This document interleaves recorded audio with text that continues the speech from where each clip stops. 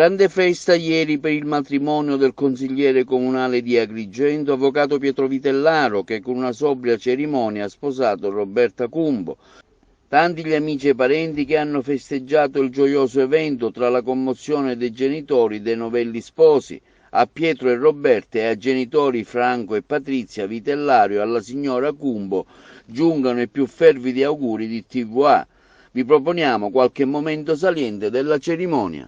La liturgia nuziale di Roberta e di Pietro si è svolta presso la Basilica dell'Immacolata di Agrigento. Il matrimonio è stato celebrato da Don Baldo Reina.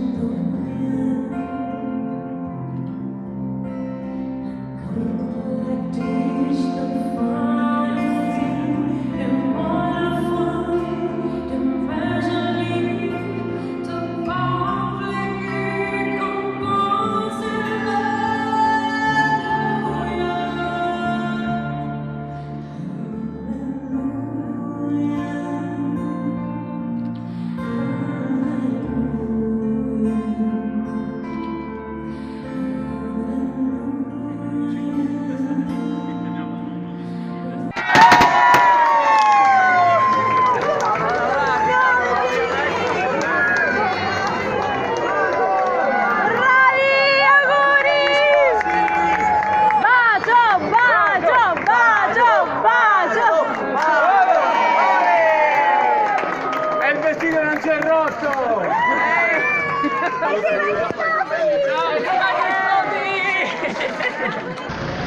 Ciao!